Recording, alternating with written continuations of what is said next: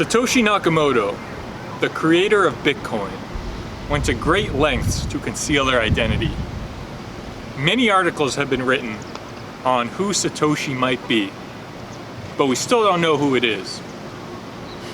They used a Japanese username, British spelling for words, and email services based out of Switzerland.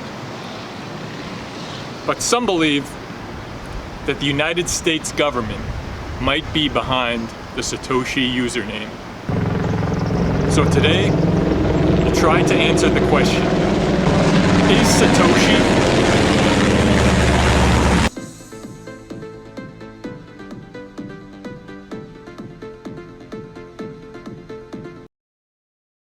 To figure this out, we need to answer two questions. Was Satoshi not one person, but a group? And could that group be the US government? According to one early developer, I exchanged some emails with whoever Satoshi supposedly is. I always got the impression it almost wasn't a real person. I'd get replies maybe every 2 weeks, as if someone would check it once in a while. Bitcoin seems awfully well designed for one person to crank out. For any wondering, yes, that is Laszlo the pizza guy. So you can maybe criticize his decision-making skills, but he is correct in that Bitcoin was very well thought out. Bitcoin is here forever, on the internet. While dollar bills are traded through a bank, Bitcoin is traded peer-to-peer. In addition to the game theory and the code, the operation security that Satoshi would need to stay anonymous makes it seem impossible that this is just a person working from their house. It appears like professional planning and execution. Do you know how many investigative journalists have looked into the origins of Bitcoin and how big a story that would be to publish? Jason Leopold, who's actually a writer at BuzzFeed, exercised his rights as a citizen and submitted Freedom of Information Act requests to a couple of different federal agencies. After a bit of a struggle, the IRS released over 900 pages of internal documents related to Bitcoin. I did go through those 900 pages. See what I do for you? It was interesting. I've never read through a FOIA request before. It was definitely strange to read through emails of people who probably never thought that they were one day going to be shared on Twitter. Mostly it was attorneys discussing how they will provide guidance to the public around taxes, and it appears that they would share Bitcoin news articles with each other that they thought were interesting. The problem is, much of this is censored. Many pages have parts blocked off, and supposedly about 200 pages were left out completely, being labeled as classified. A different request sent to the National Security Agency asking for Bitcoin information produced this as a response. By not confirming or denying, they basically get to say nothing. But I interpret this letter as meaning that they do have something. Whether that's internal emails or a picture of Satoshi, we just can't know.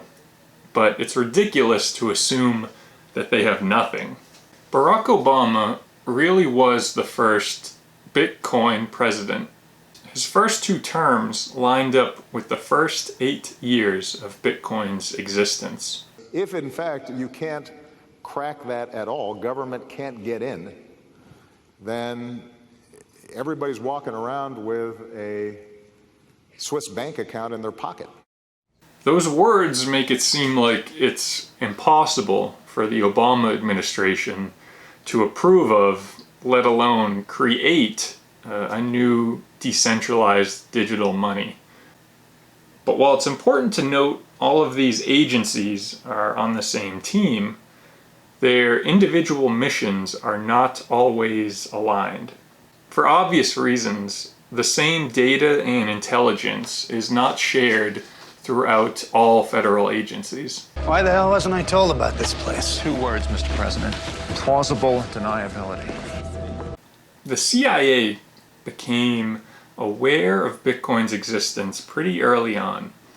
In 2011, Gavin Andresen, a Bitcoin community member, made this post on the Bitcoin Talk forums, stating that the CIA had asked him to give a presentation on Bitcoin at their headquarters.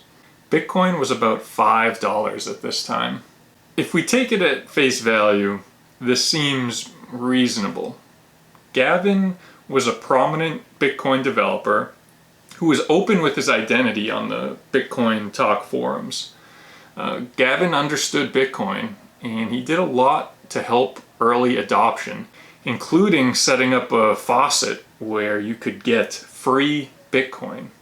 Gavin appeared pretty transparent, saying exactly how much he was being paid to cover expenses, and he even shared the slides from his presentation. If you want to check out those slides for historical purposes, they're in the links below. But what if we don't take this incident at face value? Is there something going on behind the scenes? Satoshi stopped posting and disappeared around this time, and Gavin started taking on a larger leadership role in the community. Gavin said that Satoshi gave him the keys to the car, and in many ways he did. Satoshi put Gavin's email address on the Bitcoin.org developer contacts. However, other contributors in the space started to become a little bit wary of Gavin's behavior at this time. The fact that he went around the whole system and people thought he was trying to circumvent peer review, that upset everyone. The problem was that he was misrepresenting himself as having some sort of special privilege in Bitcoin development. But really, anybody can show up and propose anything. Bitcoin is open source. Anyone can submit ideas, and just like in other areas of research, people look it over and either support or challenge the work. A strength of Bitcoin is this decentralization, where hopefully only the best ideas get adopted.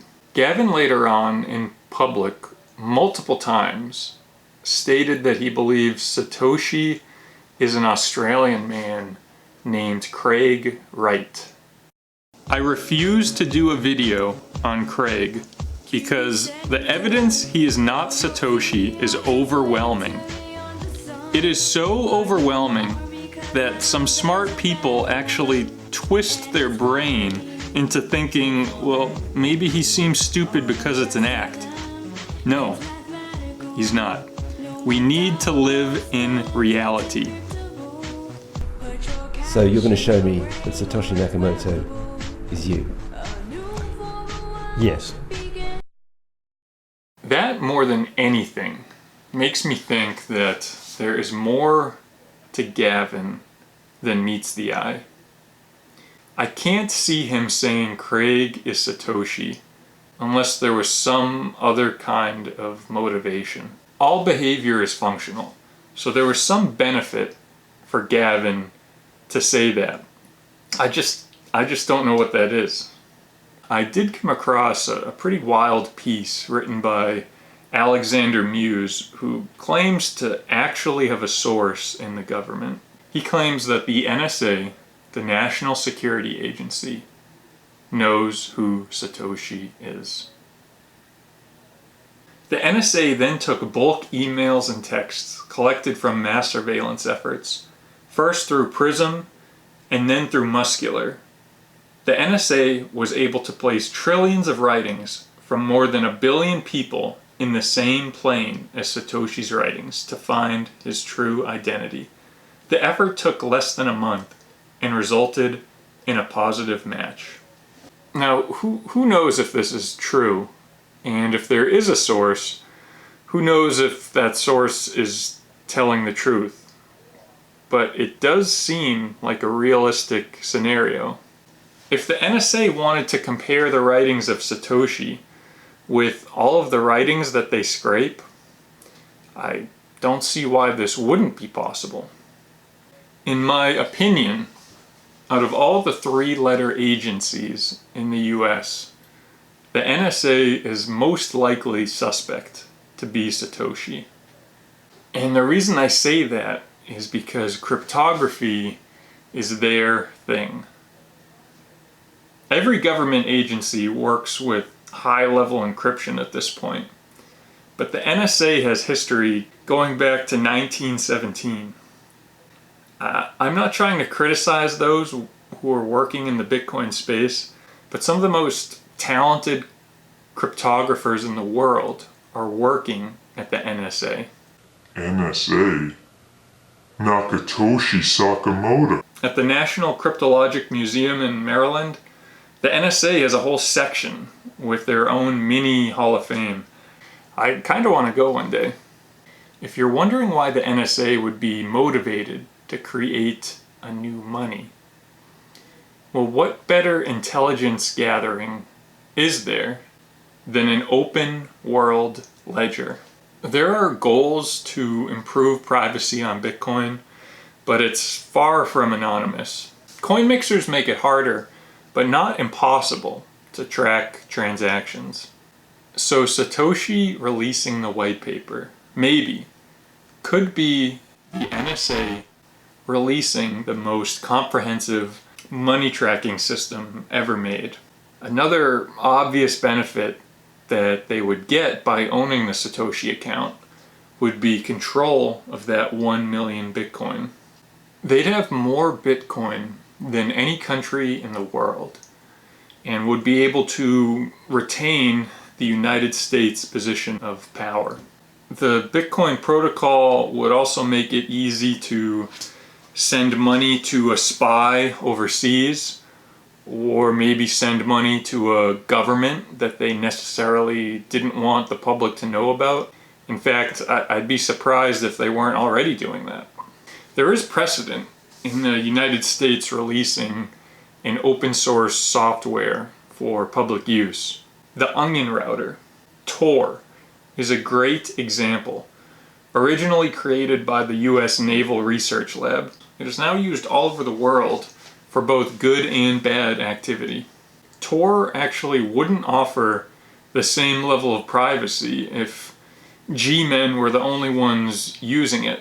They need nodes spread across the world. Bitcoin, too, becomes a stronger system the more people that use it. And that is a dynamic you just can't fake. The hash algorithm used by Bitcoin, SHA-256, was developed by guess who? The NSA. In fact, the more you look for connections between Bitcoin and the NSA, the more that seem to appear. The Satoshi username did a lot of work to involve the early adopters, teaching, asking for help, and even creating the Bitcoin Talk forums. For anyone questioning if government agencies have the time or energy to muck around with these obscure communities, they absolutely do. Glow-in-the-dark men have their fingers everywhere.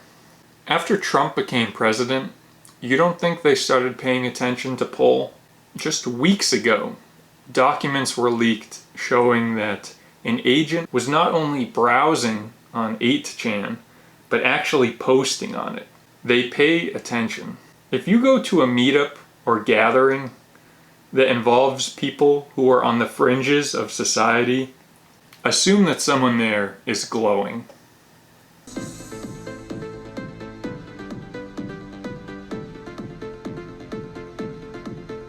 The time of day when Satoshi would post is a hot topic among Satoshi hunters. Many different people can look at the same set of data and come to different conclusions. Some think it's an American sleep schedule, some think it's a European, but what most agree on is that there was some type of structure to it. Satoshi either worked in the early morning or in the afternoon pretty consistently, and occasionally towards the end of the project would start pulling what appeared to be all-nighters. It also appeared that for part of December and for most of August, Satoshi started working a lot more.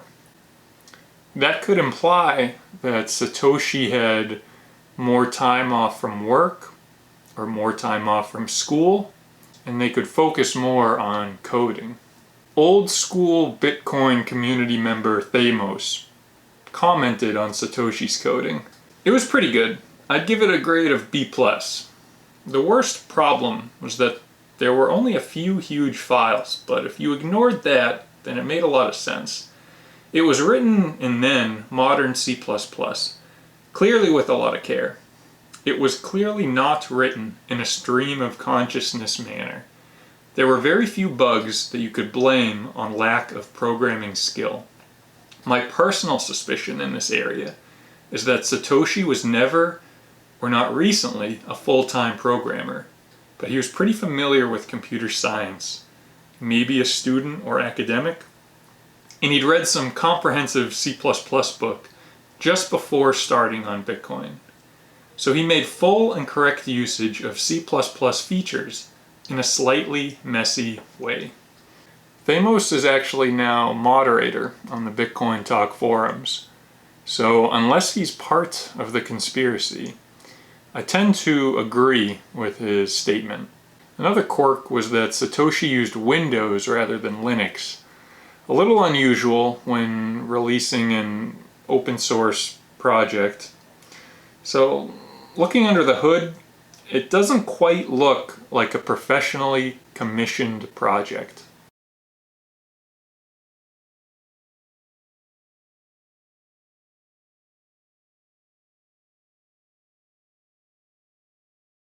It's one of the last posts on Bitcoin Talk that Satoshi ever left.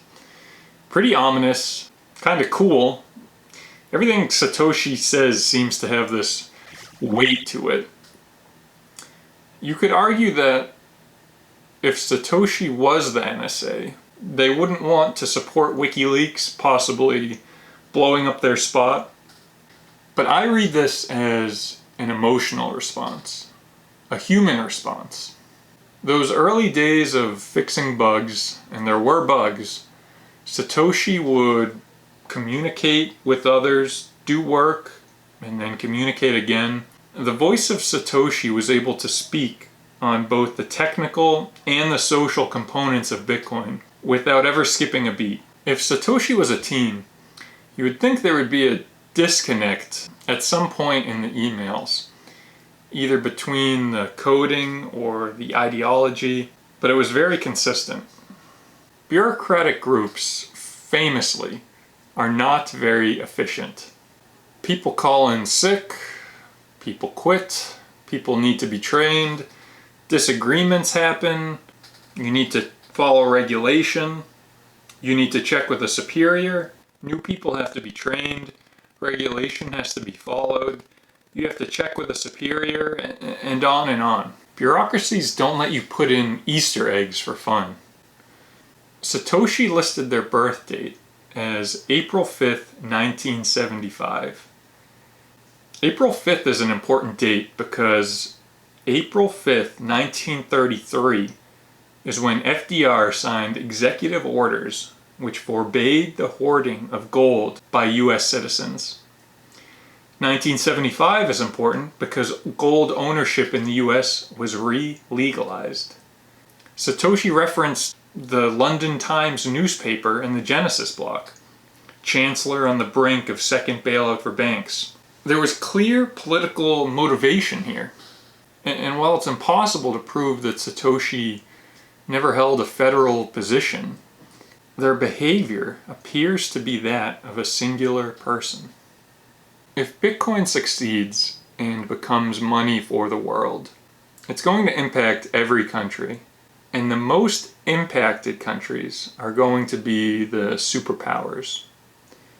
I know I mentioned that if the US had Satoshi's wallet, it would put them in a position of power. It would make them rich, but power might be the wrong word. As author Safadian Amos notes, it really doesn't matter how much toys other people have, as long as they can't take my toys. As long as they can't print, they don't have this magical machine that takes the value of my toys and puts it in theirs. The reason Bitcoin gets people excited, or one of the reasons why, is because a decentralized, trustless system will prevent one country from bullying another with monetary policy. It's no secret that governments use economic sanctions to hurt their enemies. Although this may do more to endanger America than even that. Bitcoin decentralizes power. So if and when Satoshi decides to spend that million coins, they won't be able to just print new ones. They'd have to earn them. I tend to always look at the contrarian angle, the conspiracy for world events, but the reality of the world is that we are not at the mercy of evil masterminds. Even the biggest, creepiest corporations and governments are still just made up of people. And anyone who dives deep into Bitcoin already knows this. It doesn't really matter who Satoshi is. If the NSA created Bitcoin, it doesn't mean it still can't improve the world. Worst case scenario is that if there is a back door somehow, the second it's revealed, the community will fork to fix this. Because the Satoshi username spoke with a single voice, kept a consistent sleep schedule for years, and had an ideology behind their motivation, I think Satoshi was one person. I don't think Satoshi was the government, a group, or even a pair of people. So that might be a disappointing takeaway for those looking for a conspiracy, but I think that makes the origin story of Bitcoin even more incredible. One person noticed something wrong with the world, worked and developed an incredible idea, and they didn't take that idea and try to monopolize it or patent it for profit. They shared it with the world. It's an amazing story, and it's why I love looking into this stuff. Thanks for watching.